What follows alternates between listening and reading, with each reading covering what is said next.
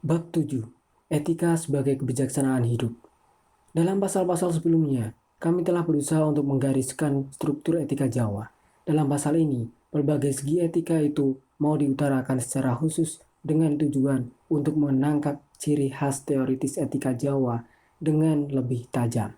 Untuk itu, hasil-hasil penelitian sampai sekarang kami tempatkan dalam kerangka suatu analisis filosofis. Mari kita mulai dengan merangkum sekali lagi hasil penelitian kita sampai sekarang. Kita bertolak dari pengandaian bahwa orang Jawa secara prinsipil diharapkan untuk menjaga keselarasan sosial. Itu dilakukannya dengan mencegah timbulnya konflik-konflik dan dengan menghormati kedudukan dan pangkat semua pihak dalam masyarakat. Tuntutan itu dapat dimengerti pada latar belakang suatu anggapan bahwa keselarasan dalam masyarakat berhubungan erat dengan keselarasan kosmis. Kedua-duanya saling mengandaikan. Dari keselarasan kosmos tergantung keselamatanku sendiri. Maka untuk menjamin keselamatannya, manusia harus melakukan apa yang bisa dilakukan dan itu berarti ia tidak mengganggu-gugat keselarasan masyarakat. Namun keselarasan itu baru sempurna apabila diimbangi dan ditunjang oleh keselarasan batin. Demi tujuan itu, manusia harus mengontrol hawa nafsunya dan dalam batinnya mengembangkan sikap sepi ing pamrih. Berdasarkan sikap itu, manusia dapat dengan tenang dan setia memenuhi kewajiban-kewajiban yang ditugaskan kepadanya oleh pangkat dan nasibnya atau rame ing gawe. Dengan sikap itu, manusia mencapai suatu keadaan psikis yang disebut selamat, yaitu keterangan batin, ketentraman, dan rasa aman. Dengan demikian, keselarasan dalam alam luar sesuai dengan keadaan selamat dalam batin manusia. Oleh karena itu, pusat etika Jawa adalah usaha untuk memelihara keselarasan dalam masyarakat dan alam raya, dan keselarasan itu menjamin keadaan selamat yang dirasakan sebagai nilai pada dirinya sendiri. Namun keselarasan kosmis hanya dapat dipelihara apabila semua unsur dalam kosmos menempati tempatnya yang tepat. Maka, kategori metaetika Jawa yang terpenting adalah kategori tempat, sepi ing pamrih, berarti menerima tempatnya sendiri. Dan memenuhi kewajiban berarti melakukan apa yang harus dilakukan manusia masing-masing menurut tempatnya dalam kosmos. Maka, tuntutan moral konkret secara hakiki bersifat kolektif karena ditentukan oleh tempat masing-masing individu. Setiap individu harus melakukan kewajiban-kewajiban khas yang ditentukan baginya oleh kedudukannya dalam masyarakat dan oleh nasibnya. Akan tetapi supaya individu dapat bersikap sesuai dengan tempat kosmisnya, diandaikan bahwa ia mengetahui kewajiban-kewajiban yang mengalir daripadanya. Pengetahuan itu pertama-tama diperolehnya dari 4 sumber lahiriah, yaitu tuntutan adat istiadat, tata krama, hierarki, dan kerukunan. Namun, itu tidak cukup bahwa manusia memahami ia memang harus hidup sesuai dengan kewajiban-kewajiban itu. Jadi, agar ia begitu dapat kita katakan harus bersifat moral. Jadi, agar ia begitu dapat kita katakan harus bersikap moral, hanya dapat diketahuinya dari batinnya sendiri. Batin manusia harus sedemikian peka terhadap kedudukan dalam masyarakat dan kosmos, sehingga ia mengerti bahwa ia harus memenuhi kewajiban-kewajibannya. Pengertian ini membuka diri dalam perasaan batin dalam rasa.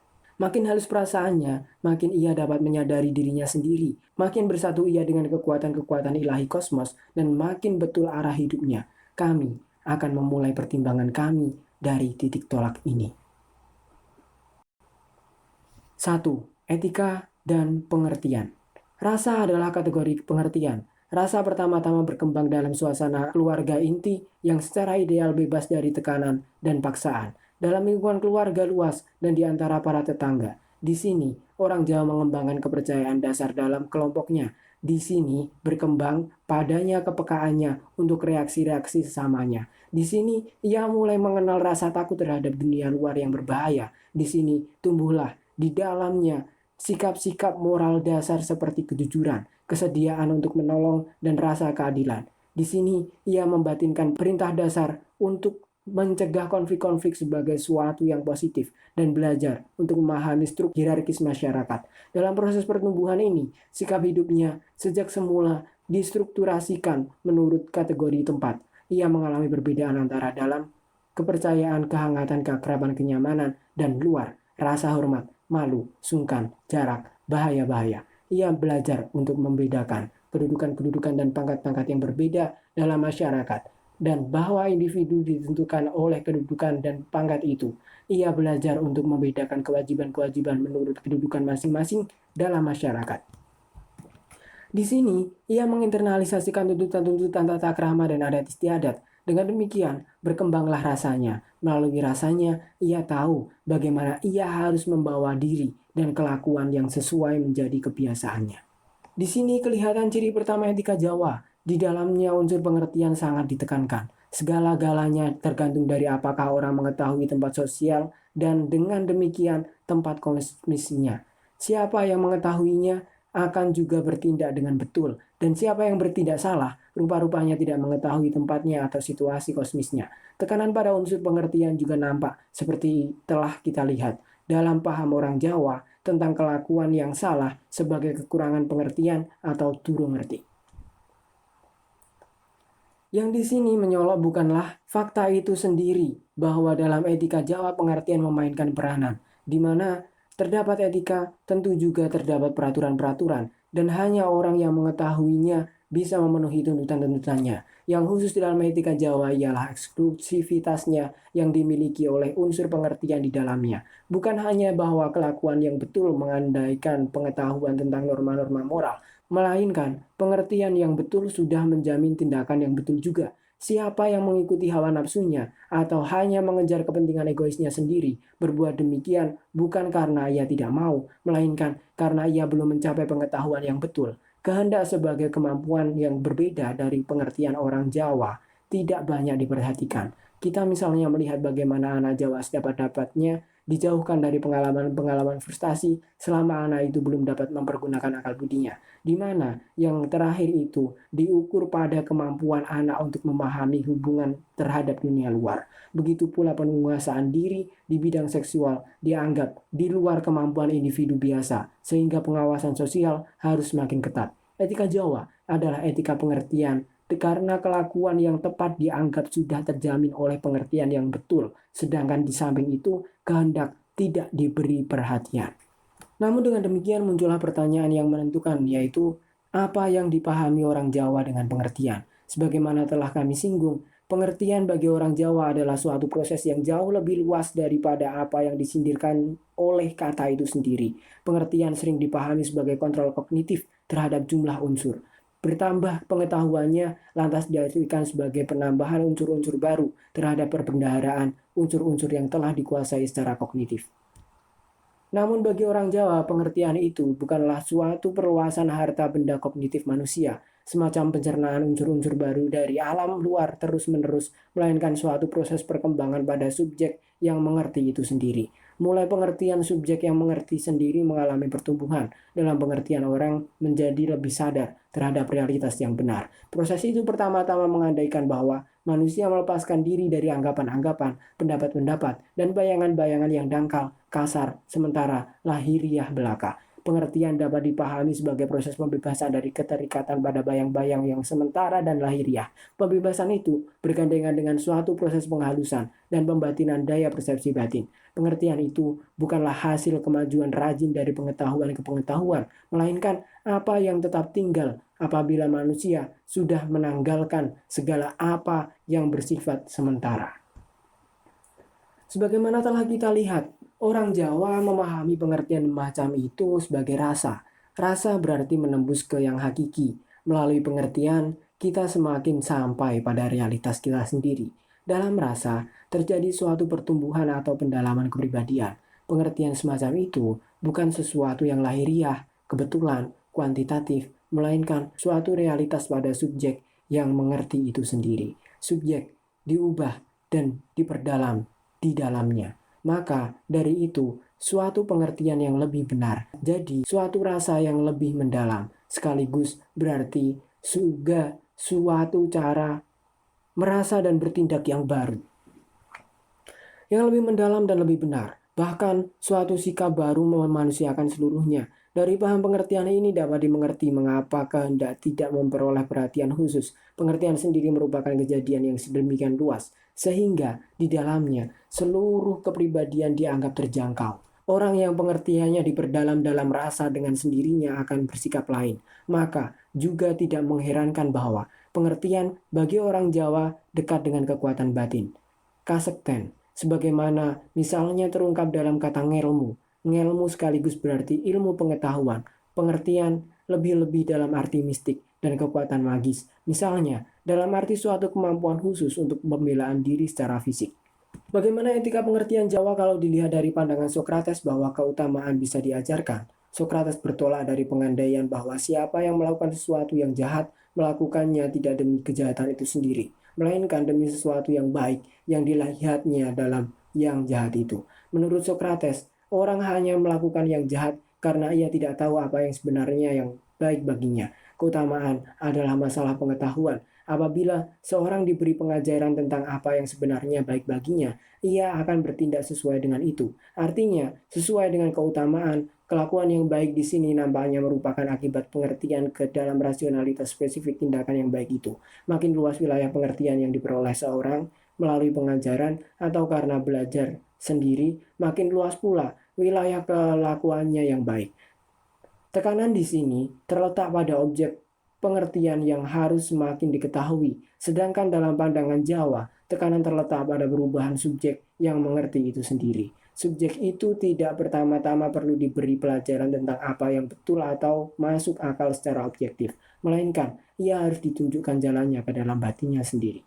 Menurut pandangan Jawa, pengertian itu bukan hanya suatu tindakan intensional, melainkan suatu perubahan pada manusia sendiri yang bersifat tetap. Pengertian merupakan perluasan kekuasaan dan pendalaman eksistensi subjek yang mengerti itu sendiri. Siapa yang menembus sampai pada lapisan-lapisan keakuannya sendiri yang lebih mendalam, melihat segala-galanya dalam cahaya baru.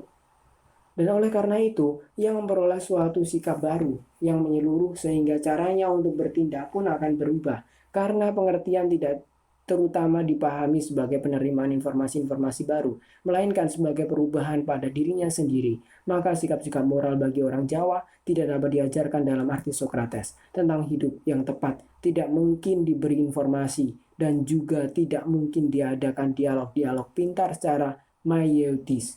Melainkan, hidup yang tepat merupakan hasil suatu proses pertumbuhan batin subjek. Tentu saja, kewajiban-kewajiban masing-masing perlu dipelajari, tetapi sikap moral yang mendasarinya adalah masalah rasa, masalah realitas yang telah dicapai oleh subjek dan tidak dapat disampaikan sebagai suatu pengetahuan. Dalam arti ini, anggapan Jawa tentang etika lebih dekat dengan Aristoteles, karena menurut Aristoteles, etika hanya bisa diajarkan kepada orang yang sudah memiliki suatu rasa moral.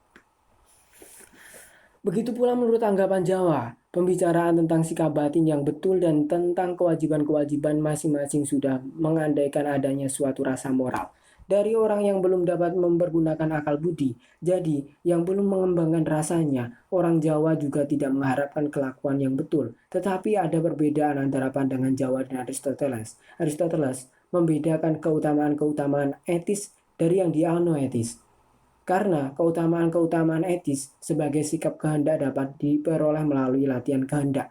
Maka, bagi Aristoteles, latihan kehendak merupakan unsur sendiri dalam usaha moral. Untuk bertindak betul secara moral dibutuhkan di samping phronesis yang termasuk keutamaan dianoetis, juga keutamaan-keutamaan etis, dan keutamaan-keutamaan etis dipelajari melalui pembiasaan. Jadi, dengan terus-menerus melakukan tindakan keutamaan itu, namun hal itu adalah masalah kehendak. Sedangkan dalam pandangan Jawa, sikap dasar yang betul, rasa yang semakin mendalam dan benar dengan sendirinya akan menghasilkan sikap-sikap etis yang tepat. Karena rasa merupakan suatu realitas dan siapa yang mencapainya dengan sendirinya bersikap sesuai dengan realitasnya yang baru itu. Bukan masalah aksi, bahwa dalam pandangan Jawa sikap dasar moral atau rasa yang benar dengan sendirinya menjamin kelakuan yang tepat. Sedangkan etika-etika barat sangat mementingkan latihan kehendak untuk melaksanakan apa yang dipahami sebagai kewajiban moral oleh akal budi. Nampak juga dari ciri khas kedua etika Jawa. Tujuan terakhir etika ini bukanlah suatu aksi. Sebagaimana telah kita lihat, etika Jawa memang menuntut agar setiap orang memenuhi kewajiban-kewajiban pangkat dan kedudukannya. Setiap orang harus melakukan apa yang ditugaskan kepadanya oleh kedudukan sosialnya. dan oleh nasib pribadinya dalam dunia. Etika Jawa bukan suatu etika kemalasan, tetapi tindakan yang dituntut itu bukanlah suatu aksi, bukan suatu gerakan keluar dari diri sendiri, dan tujuannya bukanlah suatu perubahan kategoris terhadap dunia. Etika Jawa tidak bermaksud untuk mengubah dunia yang ada menjadi dunia lain yang lebih baik. Sebagaimana yang diutarakan, perubahan semacam itu menurut pandangan dunia Jawa tidak berada dalam jangkauan kekuatan manusia, bahkan sama sekali tidak berada dalam perspektifnya. Dunia adalah suatu keadaan walaupun suatu keadaan dinamis. Kekuatan-kekuatan yang sebenarnya bergiat di dalamnya bersifat gaib dan tidak kelihatan dan kadang-kadang dipersonifikasikan sebagai roh-roh, tetapi akhirnya hanya merupakan ungkapan dari energi kosmis yang satu itu yang mengerjakan segalanya dalam segalanya. Berkat energi kosmis itu, setiap unsur dalam dunia mempunyai gerakan-gerakan tertentu, dan dengan melakukan gerakan-gerakan itu keseluruhannya, tetap tenang dan tetap sama. Jadi gerakan-gerakan itu tidak mengubah relasi-relasi antara unsur-unsur dunia, melainkan justru mempertahankannya.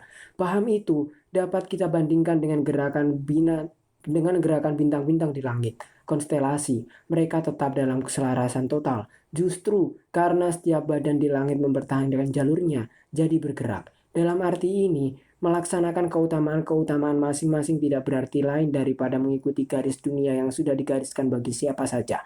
Mirip dengan kapal angkasa yang sudah ditembakkan ke dalam ruang angkasa dan mesin roket-roket dimatikan mempertahankan gerakan dan arahnya tanpa suara dan dalam keselarasan sempurna dengan semua kekuatan alam raya. Oleh karena itu, pemenuhan kewajiban tidak boleh dipahami sebagai aksi dalam arti bahwa lingkungan mau diubah secara definitif, melainkan berarti kecocokan sempurna dalam keselarasan keseluruhan, bagaikan sebatang pohon yang mengambang di atas sebuah sungai. Apabila pun tindakan dalam dunia menghasilkan suatu perubahan positif, maka perubahan itu sebenarnya tidak mengubah suatu, melainkan mengembalikan keselarasan. Dan sebaliknya, orang yang tidak memenuhi kewajiban-kewajibannya, entah karena ia bertindak salah, entah karena ia tidak berbuat apa-apa, merupakan gangguan terhadap keselarasan sosial dan kosmis. Dari paham tentang tindakan manusia ini, sekali lagi nampak bahwa pencapaian rasa yang betul yang juga dapat kita terjemahkan dalam rasa moral atau sikap dasar moral dengan sendirinya menjamin tindakan yang betul pula. Karena rasa yang betul berarti bahwa batin manusia telah selaras dengan realitas yang sebenarnya. Dan oleh karena itu, dengan sendirinya mengimplementasikan pemenuhan kewajiban-kewajiban yang dituntut daripadanya. Melalaikan kewajiban-kewajiban tidak diartikan sebagai tanda kekurangan tekad untuk memenuhi kewajiban-kewajiban yang diketahui, melainkan sebagai kematangan, sebagai tanda bahwa orang itu belum sampai kepada realitas yang sebenarnya. Orang dalam suatu arti yang dangkal apa yang seharusnya dilakukannya. Tetapi fakta bahwa hanya membuktikan bahwa pengertian itu belum menjadi kesadaran, bahwa ia belum merasakannya, masih belum membatin padanya. Jadi etika Jawa bukanlah etika aksi. Tujuannya bukan perubahan-perubahan tertentu yang harus dilakukan dalam dan pada dunia, melainkan suatu proses perkembangan kematangan. Kiranya jelas bahwa sifat etika Jawa ini tidak boleh ditempatkan ke dalam kerangka masalah Aristoteles tentang actio and passio. Etika Jawa bukan etika pasivitas.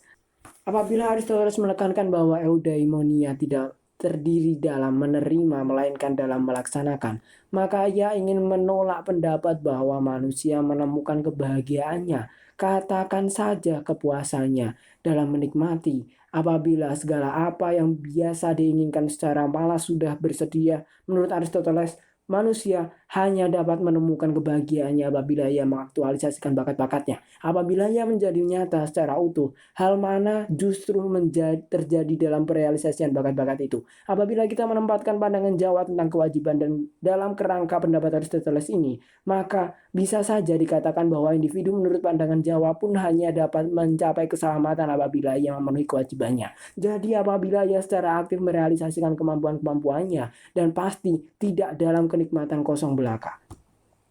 Tetapi dalam kerangka paham Jawa, bertindak itu tidak dimengerti sebagai pengaktifan bakat-bakat, melainkan sebagai keadaan di mana kita tertanam secara selaras dalam kosmos seluruhnya, sesuai dengan kodrat manusia sebagai unsur kosmos itu. 3. kedudukan keutamaan-keutamaan moral.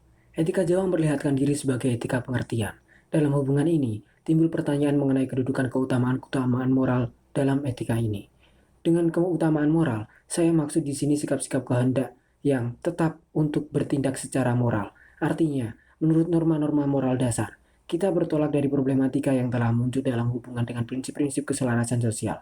Sebagaimana kita lihat, tuntutan untuk mencegah konflik dan untuk selalu menunjukkan sikap hormat yang tepat amat penting dalam pengaturan tata pergaulan masyarakat Jawa. Masyarakat sangat mengharapkan agar keselarasan dalam masyarakat dipertahankan, dan untuk itu perlu dipelihara suasana rukun serta diakui tempat setiap pihak di dalamnya. Mengapa keselarasan sedemikian dijunjung tinggi dapat dipahami atas latar belakang pandangan dunia Jawa tradisional.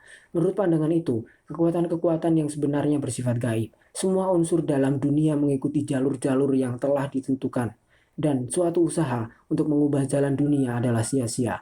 Maka mengubah dunia sekehendak manusia tidak terletak dalam kemampuannya. Dunia harus diterima seadanya. Manusia hanya dapat menjaga keselarasan dan keseimbangan, dan dengan demikian ia menyumbang terhadap kesejahteraan masyarakat.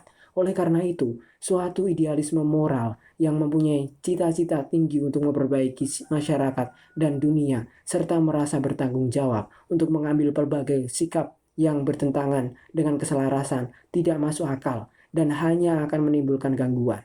Juga bagi mereka yang mau dibantu atau dimajukan dengan cita-cita tinggi itu. Tak mungkin saya mengubah dunia menurut cita-cita saya seenaknya. Saya hanya dapat menyumbang pada keadaan yang lebih tentram, adil, dan sejahtera dengan memenuhi kewajiban yang ditentukan bagi saya menurut aturan masyarakat. Jadi, dengan mempertahankan kerukunan dan mengakui kedudukan semua pihak dalam tatanan sosial, hanya dengan menjaga keselarasan, saya dapat memajukan kesejahteraan masyarakat. Maka dari itu, norma-norma moral juga yang tertinggi tidak pernah berlaku kategoris. Satu pun jangan dilebih-lebihkan, jangan dipaksakan mati-matian. Atas nama norma dasar apapun tidak dibenarkan untuk melibatkan diri 100% untuk kehilangan jarak dan pandangan bagi keseluruhan. Usaha bersemangat demi untuk mewujudkan cita-cita luhur yang dimutlakan dan melebihi ukuran yang ditentukan oleh kewajiban-kewajiban sosial yang terkena pada kedudukan seseorang. Bagi orang Jawa, merupakan percobaan yang kurang etis dan terutama bodoh untuk melampaui batas-batasnya sendiri. Suatu usaha yang hanya dapat menyebabkan ketidaktenangan dan perasaan kaget yang tidak diinginkan atas nama keutamaan-keutamaan atau demi tanggung jawab terhadap sesama pun tidak dibenarkan untuk memutlakan tindakannya sendiri. Karena bagaimanapun juga tidak mungkin untuk membantu satu sama lain melebihi kemungkinan-kemungkinan yang selalu sudah ditentukan oleh tatanan keseluruhan. Atas dasar pertimbangan itu, dapat dimengerti mengapa masyarakat Jawa merasa berkepentingan untuk melindungi keselarasan melalui tuntutan keras agar segenap pihak menguasai diri, menjaga suasana rukun, dan mengakui kedudukan masing-masing pihak. Dapat dimengerti bahwa tuntutan itu sudah dibatinkan sejak kecil, sehingga orang tidak mudah akan bertindak tidak rukun dan tidak hormat. Oleh karena itu, etika Jawa memberi tekanan utama pada keutamaan-keutamaan yang membangun disposisi kehendak untuk selalu menjaga keselarasan dalam masyarakat. Jadi, disposisi-disposisi untuk menjauhi konflik dan untuk menunjukkan hormat. Keutamaan-keutamaan itu adalah untuk membatasi diri atau sepieng pamrih dan kesediaan untuk memenuhi kewajiban masing-masing dengan setia atau rame enggawe. Dua keutamaan dasar etika Jawa ini mempunyai beberapa ciri teoritis yang cukup menarik. Pertama, keutamaan itu bersifat formal dan negatif. Artinya, tidak dikatakan sikap mana yang dituntut melainkan sikap mana yang harus dicegah. Yang dituntut adalah suatu kesediaan hati pada umumnya, bukan suatu sikap tertentu. Sepieng pamrih berarti menahan diri, tidak mementingkan diri, sedangkan apa yang selalu harus secara positif dilakukan atas dasar sikap lepas diri itu ditentukan oleh masyarakat. Sikap rame enggawe pun tidak menentukan sikap atau tindakan tertentu, melainkan baru diisi oleh kewajiban pangkat dan kedudukan masing-masing dalam masyarakat. Sepieng pamrih adalah kesediaan untuk tidak menomorsatukan diri sendiri. Rame enggawe adalah kesediaan untuk melakukan apa saja yang menjadi kewajiban tanpa menentukan apa yang menjadi kewajiban itu. Ciri kedua dari dua keutamaan formal itu adalah bahwa intinya terdiri dalam kesediaan untuk membatasi serta menyesuaikan diri dengan harapan-harapan masyarakat. Orang yang sepihak pamrih tidak lagi mempertahankan haknya untuk mengusahakan tujuan-tujuan dan kepentingan-kepentingannya sendiri, baik yang bersifat bukan moral maupun yang bersifat moral. Dan orang yang rame enggawe bersedia untuk memenuhi apa saja yang menunjukkan diri sebagai kewajiban pangkat dan kedudukannya. Dua-duanya menuntut agar bukan kehendak saya yang menjadi penentu sikap saya, melainkan harapan masyarakat. Namun situasi ini menghadapkan kita dengan suatu pertanyaan. Bagaimana saya harus bersikap apabila masyarakat mengharapkan suatu dari saya yang bertentangan dengan kesadaran moral atau suara hati saya sendiri? Apakah saya lalu harus sepieng pamrih dalam arti bahwa saya menomorduakan penilaian saya sendiri dan mengikuti tuntutan masyarakat begitu saja selalu? Sehingga mengikuti suara hati akan dinilai sebagai pamrih, atau saya tetap mengikuti suara hati saya. Hal mana lantas berarti bahwa saya tidak lagi merelakan diri untuk secara mutlak mengikuti harapan masyarakat. Hal yang sama berlaku terhadap sikap rame enggawe. Apakah saya harus menjalankan kewajiban yang melekat pada pangkat dan kedudukan saya dalam masyarakat juga apabila bertentangan dengan suara hati saya? Selama suatu masyarakat berada dalam keadaan harmonis dan homogen, konflik-konflik antara harapan moral masyarakat dan suara hati anggota-anggotanya jarang akan terjadi. Dan kalau terjadi, maka belum akan disadari implikasinya. Tetapi semakin sistem normatif suatu masyarakat menjadi pluralis dan tantangan-tantangan yang menghadapi individu bertambah kompleks, semakin sering pula suatu konflik antara suara hati individu dan harapan masyarakat akan muncul. Kita sudah membicarakan konflik itu dalam hubungan dengan prinsip-prinsip keselarasan yang kalau dimutlakkan sudah pasti akan mengurangi otonomi moral individu. Karena individu tidak lagi diakui haknya untuk bertindak menurut kesadarannya akan kewajibannya. Dilema itu sekarang kembali dalam hubungan dengan dua sikap batin utama yang dituntut dalam etika Jawa, sepieng pamrih dan rame enggawe. Masalahnya bukan dua sikap itu pada dirinya sendiri, seperti juga halnya dengan tuntutan untuk mengelakkan konflik dan untuk menunjukkan hormat. Dua sikap itu kiranya dapat dikemukakan dalam kebanyakan etika di dunia. Yang menentukan adalah bobot sikap-sikap itu dalam etika masing-masing. Kalau di samping dua sikap itu masih dituntut sekian banyak sikap lain yang sama derajatnya, tidak ada masalah. Sikap-sikap itu dituntut secara prima facie. Dan jelaslah bahwa orang sering tetapi tidak selalu harus bahkan boleh menyesuaikan diri dengan harapan-harapan lingkungan. Sedangkan apabila dua sikap itu menjadi sikap utama satu-satunya, dengan sendirinya otonomi moral manusia dibatasi. Karena lantas sikap etis dikembalikan pada penguasaan diri dan ketaatan terhadap keadaan masyarakat. Kemungkinan bahwa keadaan itu sendiri harus dikritik, bahwa adat istiadat harus didobrak. Karena misalnya menunjang ketidakadilan bahwa kerukunan adalah palsu karena tidak dicapai dengan jujur, bahwa pihak yang harus dihormati harusnya ditentang karena menyalahkan wewenangnya lantas tertutup. Dalam hubungan ini perlu juga dipertanyakan di mana dan dalam bentuk apa, dengan kata-kata mana dalam etika Jawa dapat diketemukan dua keutamaan yang justru berfungsi untuk mengimbangi sikap seperti sepieng pamrih dan rame enggawe, yaitu tuntutan untuk mengambil sikap moral sendiri dan keberanian moral. Yang pertama, menuntut agar kita jangan pernah menelan begitu saja apa yang oleh pihak luar lingkungan sosial adat istiadat, negara, ideologi dikemukakan sebagai kewajiban moral. Yang kedua, menuntut agar kita bersedia untuk mempertahankan sikap yang sudah kita sadari sebagai kewajiban pun pula apabila dicela oleh pihak lain. Dua sikap itu memang terang-terangan bertentangan dengan pemutlakan tuntutan untuk mencegah konflik dan untuk menunjuk sikap hormat. Tanpa dua sikap itu, suatu etika tidak akan dapat mempertahankan otonomi, dan dengan demikian martabat moral manusia seutuhnya. Barangkali tantangan itu akan dialami oleh setiap etika. Barangkali setiap masyarakat pernah menekankan suasana rukun dan tatanan sosial selama struktur-strukturnya masih utuh. Bukan hanya masyarakat Jawa, tetapi semakin suatu masyarakat ditantang, semakin juga akan ditantang tekanan yang diberikan pada kerukunan dan susunan hierarkisnya. Semakin akan terjadi konflik antara harapan agar tidak dibahayakan oleh pikiran, cita-cita, dan idealisme-idealisme subjektif anggota-anggotanya dengan tuntutan agar orang bersedia untuk bertanggung jawab sendiri, untuk tidak menyesuaikan diri begitu saja, agar ia menentang suatu keadaan yang tidak baik. Situasi itu akan menghadapkan masyarakat itu pada tantangan dan alternatif yang dulu belum dikenal.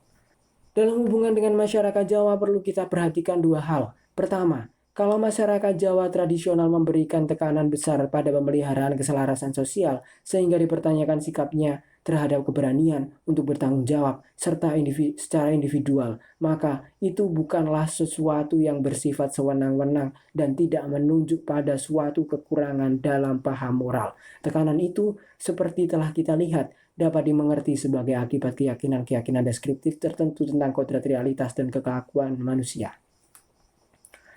Pengertian itu sendiri bersifat moral. Tekanan pada hierarki sosial dan kerukunan di atas tanggung jawab moral individual sendiri berdasarkan pertimbangan moral. Hubungan antara unsur-unsur deskriptif dan normatif dalam pandangan dunia Jawa diadakan melalui satu premis normatif yang mempunyai martabat moral tinggi.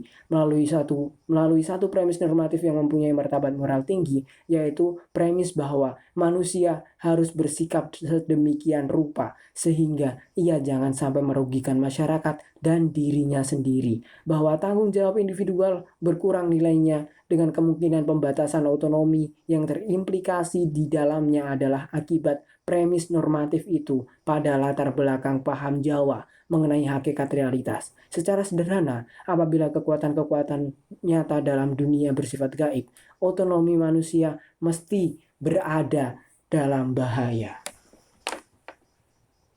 Kedua, perlu diperhatikan bahwa keutamaan-keutamaan yang didesak kesamping oleh prinsip-prinsip keselarasan itu dalam masyarakat tetap dinilai tinggi dan diharapkan dalam berkembang. Kita telah melihat bahwa kesadaran akan nilai keutamaan-keutamaan itu tumbuh dalam pengalaman-pengalaman di lingkungan keluarga dan misalnya mendapat ungkapan dalam figur Semar. Namun, keutamaan-keutamaan itu disaingi dalam daya motivatif oleh perasaan masyarakat bahwa keselarasan harus dijamin sebagai nilai tertinggi demi keselamatannya. Pertimbangan-pertimbangan ini memperlihatkan betapa mendalam nilai-nilai dan sikap-sikap moral dalam sebuah masyarakat dipengaruhi oleh keyakinan-keyakinan deskriptif atau pandangan dunia masyarakat itu. Sikap-sikap moral dasar masyarakat Jawa berkembang terutama dalam lingkungan kerja, dalam lingkungan keluarga. Di situ, orang Jawa belajar untuk memperhatikan sesamanya, untuk berbelas kasih, untuk merasa terdorong untuk membantu sesama yang menderita. Ia mengalami kejujuran dan kesetiaan sebagai nilai yang tinggi. Ia mengembangkan rasa keadilan yang peka dalam berbagai dimensi. Ia belajar untuk puas dengan apa adanya dan untuk bekerja keras. Kerukunan dan penerimaan sesama dalam kedudukannya masing-masing termasuk di situ. Semuanya itu merupakan suatu tenunan kesadaran moral yang menunjang kemampuan orang Jawa untuk memberikan penilaian moral yang wajar dan untuk bertanggung jawab secara moral. Tetapi sekaligus masyarakat Jawa tradisional percaya bahwa manusia sendiri sebetulnya tidak dapat berbuat apa-apa, bahwa kehidupannya ditentukan oleh kekuatan-kekuatan gaib, bahwa keselamatannya tergantung dari apakah ia dapat menyesuaikan diri dengan kekuatan-kekuatan itu, bahwa setiap kekacauan dan kegoncangan membawa bahaya. Orang sederhana menerjemahkan penghayatan itu ke dalam kepercayaan akan roh-roh yang perlu ditenteramkan. Kekuasaan politik dihayati sebagai manifestasi kekuatan kosmis dan dikaitkan dengan kesaktian. Usaha mistik mau meminimalisasikan peranan keakuan individual dengan melarutkan dalam dasar jiwa yang ilahi, di mana semua keakuan melebur menyatu, dan seluruh pandangan itu dipersatukan oleh kepercayaan bahwa segala apa telah ditentukan secara tak terelakkan oleh takdir. Kepercayaan itulah yang memaksa masyarakat untuk mementingkan kerukunan dan pengakuan terhadap tatanan masyarakat dengan sedemikian menyolok setiap konflik dan kekacauan membahayakan keselarasan hubungan dengan alam gaib. Kalau manusia tidak berdaya, kalau segalanya telah ditentukan oleh takdir, nilai-nilai moral lain dalam masyarakat akan kalah terhadap tuntutan untuk memelihara keselarasan sebagai jaminan keselamatan masyarakat. Tanggung jawab moral individual tidak banyak bermanfaat dan otonomi moral individu dibatasi terhadap kekuatan-kekuatan itu. 4. Relativasi baik dan buruk. Salah satu ciri etika-etika yang mementingkan fungsi kehendak adalah bahwa dibedakan dengan tajam antara yang baik dan yang jahat.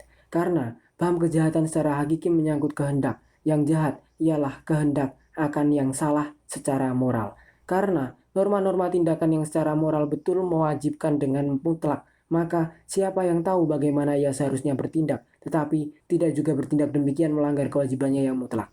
Ia melakukan tindakan yang diketahuinya sebagai salah dalam arti moral. Tindakan semacam itu disebut jahat. Dari kewajiban mutlak untuk bertindak betul secara moral, dapat disimpulkan bahwa suatu duduk perkara yang dicirikan oleh kenyataan bahwa seseorang secara sadar melanggar norma-norma moral mutlak tidak boleh ada. Maka dalam suatu etika kewajiban yang jahat mutlak tidak boleh ada. Bahkan andai kata ada unsur-unsur dalam suatu duduk perkara yang jahat yang kalau dilihat dari berbagai segi akan membawa keuntungan. Namun, unsur-unsur positif itu tidak akan merobohkan penilaian bahwa duduk perkara itu tidak boleh ada. Keadaan ideal yang selalu harus diusahakan adalah keadaan di mana yang jahat tidak ada. Pemisahan tak terdamaikan antara baik dan buruk ini dalam etika Jawa diperlunak dari dua sudut. Pertama, dalam etika Jawa, tindakan moral yang salah tidak dianggap masalah kehendak buruk, melainkan akibat kekurangan pengertian.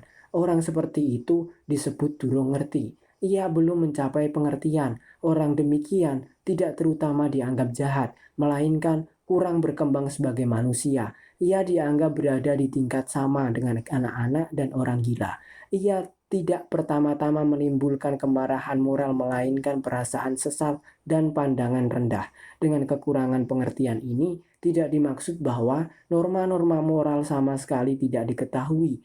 Hal mana juga diakui dalam etika-etika lain yang membedakan antara tindakan jahat di satu pihak dan tindakan yang salah secara objektif tetapi secara subjektif dimaksud baik atau indifferent di lain pihak. Melainkan bisa saja terjadi individu yang bersangkutan mengerti peraturan moral yang bersangkutan dan dalam arti dangkal juga mengerti bahwa ia harus bertindak sesuai dengan itu, tetapi ia tidak berbuat menurut pengetahuannya itu. Misalnya, karena ia dibawa oleh hawa nafsu atau untuk mencapai suatu keuntungan pribadi tertentu. Juga pada orang semacam itu, orang Jawa tidak bicara tentang kehendak jahat, melainkan sikapnya dimaklumi sebagai pengertian yang kurang, sebagai kurang matangan manusiawi dalam arti yang sama, seperti misalnya di Barat, orang bicara tentang kekurang matangan moral. Orang itu disayangkan karena ia masih berada di tingkat orang yang belum berbudaya. Ia bukan jahat, melainkan bodoh. Kelakuan yang bodoh memang harus disayangkan, tetapi tidak ada gunanya untuk menjadi marah. Sebaliknya, karena kesesuaian sikap seseorang dengan norma-norma moral merupakan masalah perkembangan batin yang bersangkutan, dan perkembangan itu bagaimanapun juga tidak bisa dipaksakan, namun bisa dimajukan, maka sikap yang salah memang harus diharapkan akan terjadi, dan apabila kita menjadi marah karenanya, itu akan merupakan tanda kesempitan kita sendiri. Apabila pun sikap kurang matang seperti itu harus disayangkan dan dalam arti itu tidak boleh ada. Namun di lain pihak, sikap itu memang sesuai dengan tingkat perkembangan yang bersangkutan dan karena itu sebetulnya biasa saja. Jadi tidak bisa dikatakan bahwa sikap kurang matang itu sama sekali tidak boleh ada. Cukup menarik perhatian bahwa dalam bahasa Jawa tidak ada kata khusus untuk kata jahat. Kata olo yang dipergunakan untuk jahat juga berarti buruk. Itu pun tidak hanya dalam arti moral. Masih dalam suatu arti kedua struktur logis etika Jawa mencegah pembentukan paham tentang yang jahat sebagai suatu yang tidak boleh ada.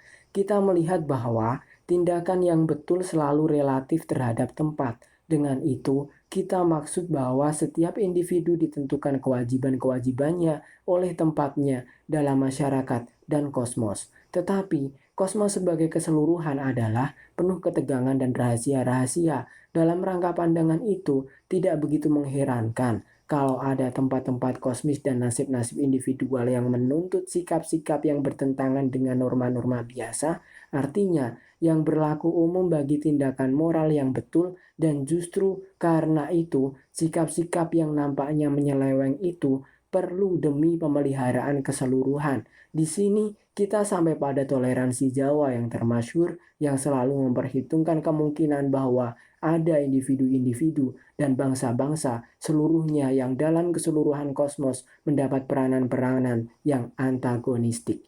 Kita telah menyinggung kemungkinan itu secara singkat, di mana kita memperlihatkan bahwa di samping 4 sumber penentuan biasa tentang tindakan yang betul, yaitu adat istiadat, tata krama, prinsip kerukunan, dan prinsip hormat, selalu masih terbuka kemungkinan suatu panggilan individual, dan atas nama panggilan itu individu yang bersangkutan bisa berhak untuk mengambil sikap dan tindakan yang sama sekali bertentangan dengan aturan-aturan yang ditentukan oleh 4 sumber yang lain tadi. Tindakan semacam itu akhirnya harus melegitimasikan diri oleh kekuatan yang ada padanya sebagai akibat relativitasnya terhadap tempat etika Jawa cukup luas untuk dapat menerima suatu kelakuan dalam kerangkanya yang ekstrim anormal, di mana kelakuan itu mencampuri hak-hak dan kebiasaan-kebiasaan anggota masyarakat lain.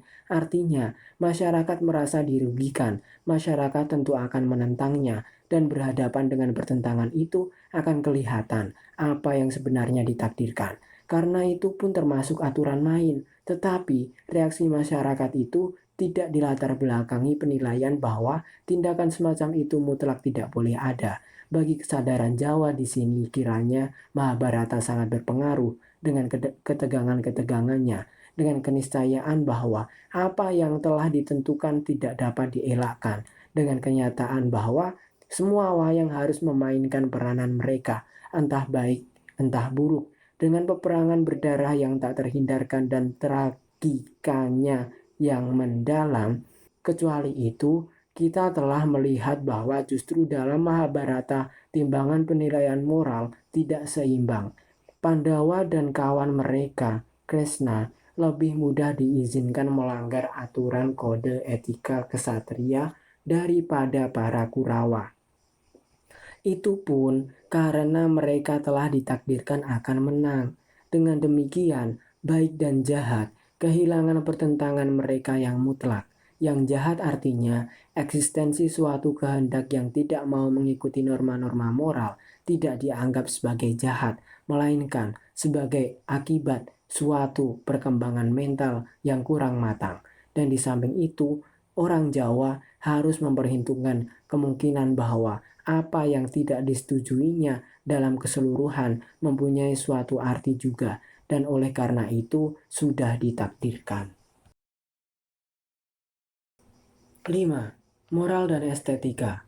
Sudah beberapa kali kita menemukan bahwa menurut etika Jawa, tindakan kita harus terarah pada pemeliharaan keselarasan dalam masyarakat dan alam raya sebagai nilai tertinggi. Tindakan kita betul apabila mendukung keselarasan ini, apabila kita menempati tempat kita dalam keseluruhan secara selaras. Sebaliknya, suatu tindakan yang mengganggu keselarasan, yang menghasilkan kepincangan, ketidaktenangan, dan kebingungan dalam masyarakat adalah salah. Dalam hubungan ini, ada 2 kategori kunci yang dipergunakan dalam etika Jawa untuk mengatur semua unsur lahir dan batin, yaitu kategori alus atau halus dan kasar. Kita mengenal halus sebagai istilah yang mengungkapkan kehalusan suatu permukaan, kehalusan dalam kelakuan, kepekaan, ketampanan, kesopanan, dan sebagainya. Kasar adalah segala-galanya yang berlawanan dengan halus. Halus adalah tanda keselarasan yang sempurna. Apabila masyarakat berada dalam keadaan selaras, maka semuanya berjalan dengan enak, tenang, dan seakan-akan dengan sendirinya keselarasan alam nampak dalam kesuburannya, tak ada malapetaka dan bencana.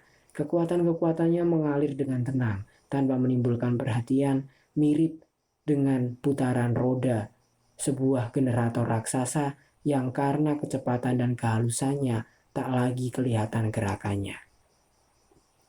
Halus adalah seorang yang sudah mengontrol kejasmaniannya dan telah mengatur batinnya sehingga ia mencapai rasa yang benar. Sebaliknya, kelakuan kasar adalah tanda kekurangan kontrol diri dan kekurangmatangan.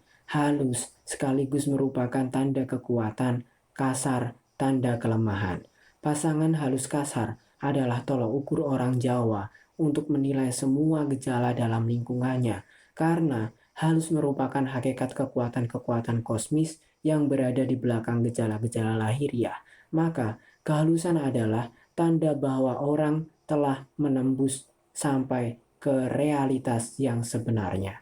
Memperdalam rasanya berarti membuatnya menjadi lebih halus. Sebaliknya, semua unsur kasar merupakan tanda bahwa seseorang belum tembus sampai ke realitas yang sebenarnya.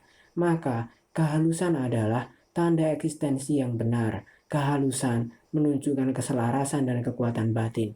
Dan sebaliknya, kekasaran memperlihatkan kekurangan keselarasan dan tidak adanya kekuatan batin.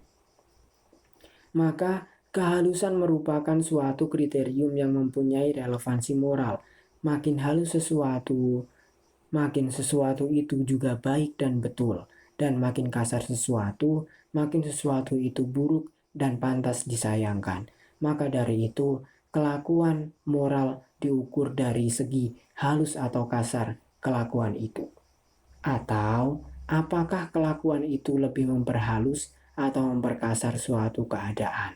Penilaian menurut tolak ukur halus dan kasar sebetulnya sama dengan penilaian dari segi keselarasan dan dari segi realitas batin yang sebenarnya.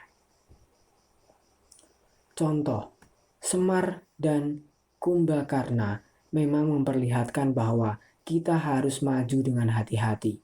Orang Jawa tidak begitu saja menarik kesimpulan dari tampak lahir kepada batin. Ia selalu memperhitungkan kemungkinan bahwa yang tak terduga dan aneh mengungkapkan kekuatan dan keilahian yang sebenarnya. Di belakang suatu yang tampak kasar bisa tersembunyi suatu batin yang halus. Namun, hal itu tidak berlaku sebaliknya. Dari suatu tampak lahir yang halus dapat ditarik kesimpulan pada suatu batin yang halus pula. Namun, bagi orang Jawa, tidak terdapat identifikasi langsung antara yang lahir dengan yang batin. Dengan pembatasan ini, tetap berlaku bahwa semakin sesuatu itu halus, makin itu juga baik dan sebaliknya.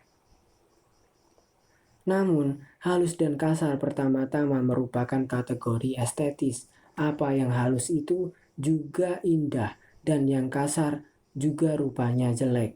Dengan demikian, penilaian tentang baik dan buruk berdekatan dengan penilaian estetis karena yang baik hanya terlaksana dalam keadaan keselarasan sempurna dan karena yang buruk selalu merupakan gangguan terhadap keselarasan itu. Maka langsung dapat dimengerti bahwa yang baik itu indah dan yang buruk kelihatan jelek. Yang indah itu baik karena merealisasikan keselarasan dan gangguan keselarasan nampaknya jelek dan oleh karena itu memang jelek. Memang kata Jawa untuk baik atau becik juga dipakai dalam arti indah walaupun kata indah juga diungkapkan dengan kata tersendiri atau endah. Sedangkan seperti dalam bahasa Indonesia, begitu juga dalam bahasa Jawa, tidak ada kata khusus untuk suatu pandangan yang jelek. Hanya ada kata olo, juga elek, yang berarti buruk, baik dalam arti estetis maupun dalam arti moral.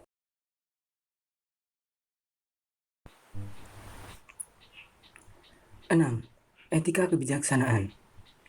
Tuntutan dasar etika Jawa adalah tuntutan untuk menyesuaikan diri dengan lingkungan masyarakat dan untuk memenuhi kewajiban-kewajiban yang ditentukan oleh lingkungan itu. Dalam bab ini, kami mempertanyakan daya ikat tuntutan-tuntutan itu terhadap individu. Pertanyaan ini erat hubungannya dengan pertanyaan apa yang dapat menjadi motivasi individu Jawa untuk menuruti tuntutan-tuntutan etikanya. Sebagaimana telah kita lihat, maka pembedaan yang menentukan dalam etika Jawa bukanlah antara manusia yang baik dan yang jahat, melainkan antara orang yang bijaksana dan yang bodoh. Siapa yang tidak memenuhi peraturan etika Jawa tidak terutama dianggap sebagai jahat, melainkan sebagai bodoh. Siapa yang mengejar hawa nafsunya, yang hanya memikirkan pemuasan kebutuhan-kebutuhan egois langsungnya sendiri, tidak terutama menimbulkan kemarahan moral, melainkan dianggap rendah dan disayangkan. Kelakuannya menunjukkan bahwa ia belum tahu cara hidup mana yang menjadi kepentingannya yang sebenarnya. Dan sebaliknya, orang bijaksana menangkap bahwa yang paling baik baginya adalah hidup yang sesuai dengan peraturan-peraturan moral. Bahkan, apabila itu berarti bahwa ia harus melawan nafsu-nafsunya dan harus rela untuk tidak langsung memenuhi semua kepentingan jangka pendek. Maka dari itu, tidak masuk akal untuk terlalu mengecam orang yang melanggar peraturan-peraturan moral. Selama ia belum mengerti, ia tidak bisa ditolong. Kita akan berusaha agar ia jangan merugikan kita. Tetapi di samping itu, kita hanya bisa mengharapkan bahwa ia pun pernah akan mengerti.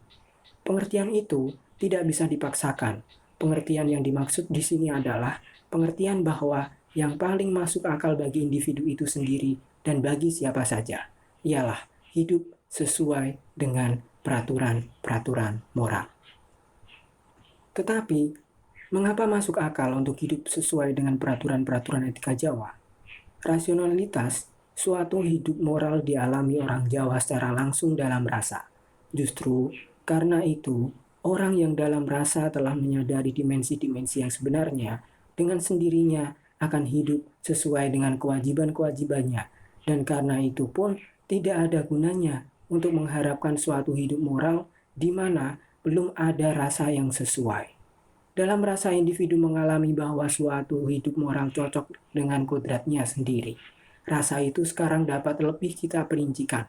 Bagaimana warna dan dimensi konkret rasa seseorang tergantung dari cara hidup, tingkat pendidikan, dan orientasi kehidupan mistik orang itu. Oleh karena itu, rasa masing-masing dapat mempunyai aksentuasi yang berbeda-beda, tetapi kita tidak bisa bicara tentang rasa-rasa yang berbeda. Bagi penduduk desa sederhana, suatu hidup sesuai dengan adat istiadat menghasilkan perasaan aman dan tentram dalam kesatuan kelompok. Kebebasan dari ketegangan-ketegangan antara tetangga dan dari rasa kaget yang mengejutkan, ia sadar bahwa ia hidup selaras dengan kekuatan-kekuatan alam dan rohani dalam lingkungan desanya, dan dengan demikian terlindung secara maksimal terhadap wabah kelaparan, penyakit, bencana alam, dan perang. Pendek kata, rasa orang desa terutama merupakan rasa selamat. Ia secara langsung mengalami bahwa keselamatannya dalam semua dimensi tadi akan dipertaruhkan. Andai kata ia mau menuruti hawa nafsu dan pamrihnya. Orang yang mengembangkan rasa individualnya lebih jauh akan menyadari bahwa hawa nafsu dan pamrih tidak dapat dipisahkan dari frustasi dan kekecewaan. Perasaan-perasaan itu mengganggu ketentraman hati. Kesadaran itu pada banyak orang Jawa begitu spontan dan kuat, sehingga mereka berpendapat bahwa rasa kekecewaan dapat menyebabkan orang menjadi sakit. Melalui rasa, orang Jawa memahami bahwa yang paling cocok, sehat, dan sesuai baginya ialah untuk tidak mengejar kepentingan-kepentingan sempitnya sendiri saja. Jadi, sikap sepi yang pamrih. Sekaligus, ia memahami bahwa setiap orang mempunyai tugasnya dalam dunia, bahwa yang paling baik, paling menenangkan, dan paling sehat bagi semua pihak ialah apabila mereka masing-masing memenuhi kewajiban-kewajiban mereka. Jadi, mempunyai rasa sikap rame ing gawe. Tetapi, lebih dari itu, semakin rasa manusia mendalami dimensi-dimensi batin keakuannya, semakin ia akan menjadi sanggup untuk menghayati suatu pemenuhan ganda eksistensinya sendiri. Ia menemukan dirinya yang sebenarnya dengan semakin intensif, dan pada dasar kebatinannya, ia akan bertemu dengan realitas yang ilahi. Kedua, pengalaman itu membawa maknanya dalam dirinya sendiri. Siapa yang mencapai dimensi-dimensi batin keakuannya sendiri, dia semakin menemukan dirinya sendiri yang sebenarnya. Maka ia semakin bebas dari segala keterasingan. Ia terasing dari dirinya sendiri selama ia terlalu terikat pada dunia luar. Ia mengaktualisasikan realitasnya yang sebenarnya dan dengan demikian mengalami pemenuhan diri yang setinggi-tingginya. Jadi, usaha untuk bersikap sepi ing pamrih dan memperdalam rasa membuat rasionalitasnya dalam dirinya sendiri. Melalui usaha itu, manusia semakin intensif memiliki diri sendiri dan pemilikan itu langsung dan secara intuitif dialami sebagai nilai pada dirinya sendiri. Unsur kedua ialah apabila individu dalam rasa menemukan hakikatnya yang sebenarnya, ia menjadi sadar akan kebenaran hakikatnya yang paling dasar, bahwa pada dasar kebatinannya, dalam suksmanya, ia bersatu dengan jiwa ilahi yang menyeluruh dengan yang suksma. Menemukan dirinya sendiri sekaligus berarti menemukan yang ilahi, tetapi pengalaman yang ilahi selalu amat mempesonakan. Usaha untuk mencari yang ilahi tidak perlu dibenarkan dari luar, karena maknanya terasa dalam pencarian itu sendiri, dalam pengalaman kebahagiaan yang menyertainya. Pengalaman ganda itu bahwa manusia menemukan dirinya yang sebenarnya dan bahwa dalam dirinya yang sebenarnya ia sampai pada cahaya luminus yang ilahi, niscaya menawarkan suatu maksimum keasyikan. Jadi, etika Jawa dapat berargumentasi atas nama kepentingan-kepentingan yang sebenarnya dari yang bersangkutan. Tuntutan-tuntutannya menunjukkan jalan terbaik untuk mencapai ketenangan dan ketentraman batin, untuk memiliki diri dengan tenang, untuk bebas dari frustasi, dan untuk bertemu dengan yang ilahi. Jadi, etika Jawa menawarkan suatu maksimum kepenuhan eksistensi. Siapa yang hidup menurut petunjuk-petunjuk etika Jawa akan merasa selamat dan menikmati ketentramaning hati atau ketentraman hati. Oleh karena itu, menuruti tuntutan-tuntutan etika Jawa masuk akal. Manusia yang bijaksana akan hidup sesuai dengan norma-normanya. Dalam kerangka etika Jawa, pemenuhan kewajiban-kewajiban merupakan cara hidup yang rasional. Di sini, perbandingan etika Jawa dengan etika Aristoteles menawarkan diri. Uraian sampai sekarang barangkali sudah memperlihatkan betapa dekat struktur etika Jawa dengan etika Nikomacheia. Sebagaimana etika Nikomacheia mau menunjukkan cara hidup yang mengantar manusia kepada tujuannya yang tertinggi. Begitu juga etika Jawa. Bagi Aristoteles, tujuan tertinggi manusia adalah eudaimonia atau kebahagiaan, karena eudaimonia adalah tujuan yang dicari pada dirinya sendiri. Etika Jawa mengarahkan manusia pada suatu jalan yang menjamin pengalaman keselamatan dan ketentraman hati. Jadi, suatu keadaan yang bermakna pada dirinya sendiri dan yang selebihnya tidak ada yang masih bisa dirindukan. Kita dapat menyebut rasa selamat dan ketentraman hati dengan perincian-perinciannya yang berbeda-beda sebagai paham Jawa tentang eudaimonia. Eudaimonia Aristoteles dan rasa selamat Jawa mempunyai kesamaan bahwa mereka tidak merupakan tujuan instrumental, jadi tidak menjadi alat untuk mencapai tujuan lebih jauh lagi, melainkan membawa maknanya dalam dirinya sendiri dan dialami sebagai penuh arti dan memuaskan. Perbedaan antara kedua-duanya berdasarkan pandangan yang begitu berbeda tentang kosmos dan manusia, yang disertai interpretasi yang berbeda pula tentang pengalaman realitas kita. Perlu juga kita perhatikan bahwa perbedaan perspektif itu bukan hanya berupa teori lain tentang manusia dan kosmos, melainkan secara konstitutif masuk dalam pengalaman realitas sendiri. Maka, pengalaman itu mendapat kualitas yang berbeda pula. Dirumut secara singkat, perbedaan antara dua pandangan eudaimonia itu ialah bahwa Aristoteles menganalisa manusia terpisah dari seluruh lingkungannya atau pada dirinya sendiri sebagai individu dengan relasi-relasi sosialnya. Sedangkan dalam pengalaman Jawa, manusia sejak semula merupakan kesatuan dengan masyarakat dan kosmos. Oleh karena itu, bagi Aristoteles, eudaimonia terdiri dalam pelaksanaan kegiatan-kegiatan atau bentuk-bentuk hidup yang khas bagi manusia. Bentuk hidup yang praktis dan yang teoritis. Sedangkan keadaan selamat dan ketentraman hati direalisasikan dengan menempatkan diri dalam keselarasan dengan masyarakat dan kosmos. Namun perbedaannya hanya terletak dalam tekanan, karena bahwa orang Jawa mencapai keadaan selamat dengan menyelaraskan diri dengan kosmos berarti dilihat dari segi individu, bahwa ia merealisasikan cara hidup yang sesuai dengan kenyataannya. Dalam hubungan ini, nampak kesesuaian tertentu antara antropologi Aristoteles dan Jawa. Menurut Aristoteles, eudaimonia secara prinsipil terrealisasi dalam dua cara hidup, dalam cara hidup teoritis, dalam kurung bios theoretikos, dan dalam cara hidup praktis, dalam kurung bios praktikos, yang memang harus dipisahkan dengan tajam satu sama lain dan yang masing-masing mempunyai keutamaan-keutamaan dianoetis yang berbeda-beda. Bios praktikos adalah cara hidup yang khas manusiawi karena bios itulah yang membedakan manusia baik dari dewa maupun dari binatang. Kehidupan yang praktis terdiri dalam pelaksanaan kesosialan manusia yang pada hakikatnya diartikan sebagai makhluk yang bermasyarakat dalam kurung zoon politikon.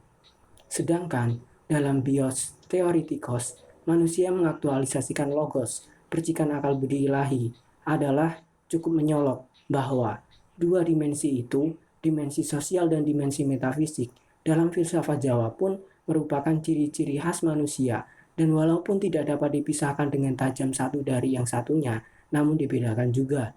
Menurut paham Jawa, manusia menemukan rasa selamat dalam keselarasan masyarakat yang sekaligus berarti bahwa ia juga selaras dengan kekuatan-kekuatan kosmos. Segi sosial bagi orang Jawa merupakan faktor menentukan dalam usahanya untuk mencapai ketentraman hati.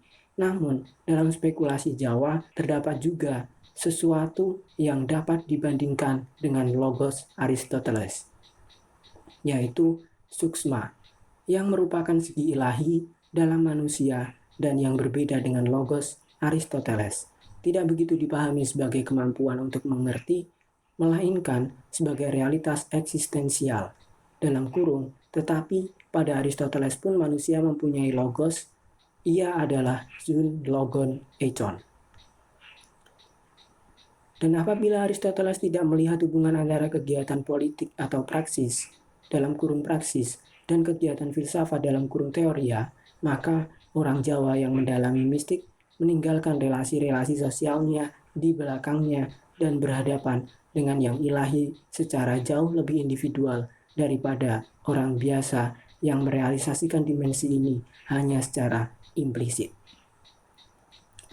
Etika Jawa dan etika Nikomacheia juga cocok dalam pandangan bahwa kelakuan moral tidak perlu dibenarkan dari luar, melainkan membawa maknanya dalam pengalaman sendiri. Sebagaimana pada Aristoteles, praksis berbeda dengan poiesis, memuaskan pada dirinya sendiri. Begitu bagi orang Jawa kecocokan dengan keselarasan sosial dan penghalusan rasa tidak merupakan sarana untuk mengejar suatu tujuan yang lebih jauh, melainkan menjadi tujuan pada dirinya sendiri.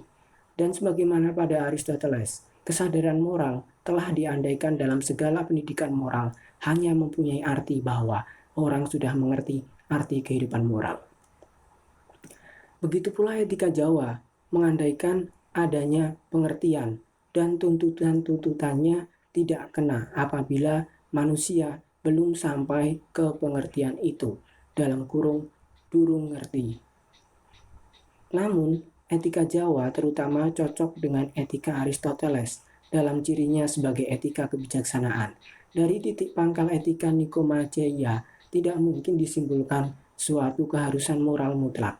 Aristoteles hanya dapat menunjuk pada ciri-ciri kodrat manusia dan mengusulkan suatu kebijaksanaan bertindak yang menjamin suatu maksimum eudaimonia. Orang yang bijaksana akan mengikuti nasihat-nasihat itu, dan apabila tidak, ia adalah orang bodoh.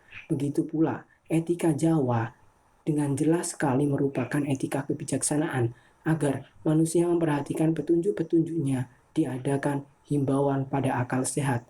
Apabila engkau mau hidup dengan bijaksana, apabila mau merasa selamat. Jadi, apabila engkau ingin mengalami suatu kehidupan yang bermakna dan merasa aman terhadap kejutan-kejutan yang tak diinginkan, maka bertindaklah sesuai dengan norma-norma moral.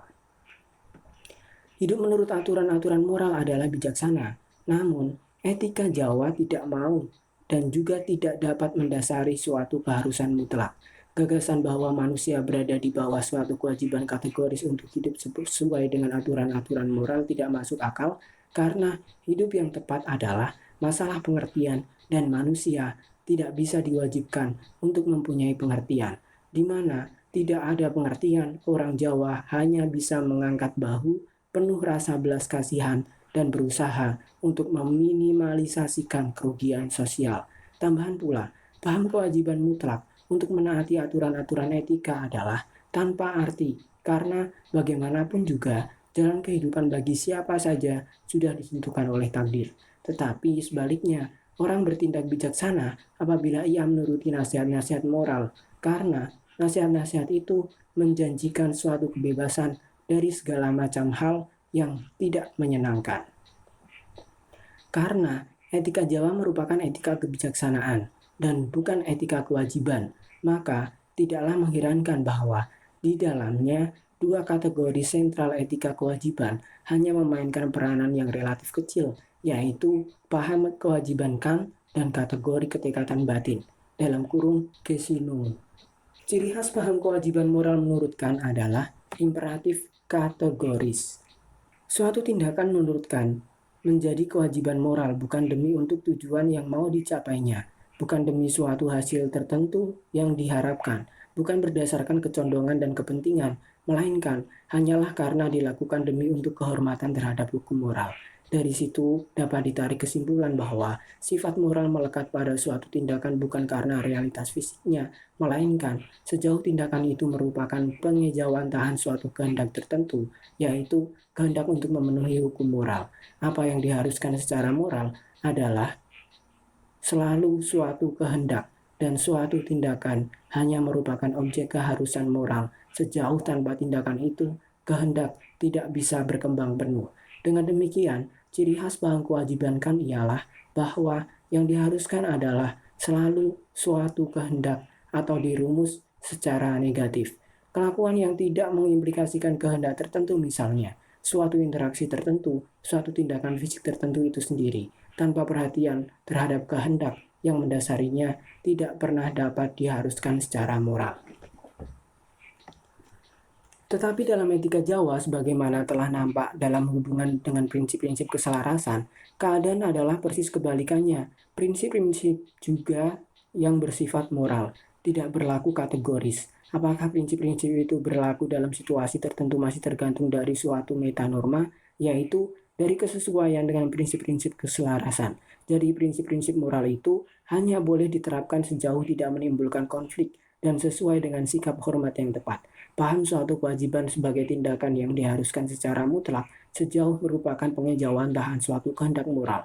Jadi, yang harus dilakukan tanpa memperhatikan akibatnya tidak terdapat dalam etika Jawa dan berbeda dengan etika kewajiban Kant. Betul salahnya suatu kehendak moral dalam etika Jawa tergantung dari hasil pelaksanaannya. Kehendak itu hanya betul apabila mendukung keselarasan sosial. Suatu tindakan adalah betul dalam arti moral apabila sesuai dengan prinsip-prinsip keselarasan, tidak tergantung dari kehendak dan maksud mana yang mendasarinya. Distingsi tajam etika Kant antara legalitas dan moralitas tidak dapat diterapkan dalam etika Jawa.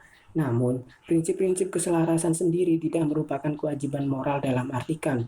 Pertama, karena prinsip-prinsip itu hanya menuntut interaksi tanpa kehendak tertentu, sedangkan kewajiban Kant selalu mengenai suatu kehendak.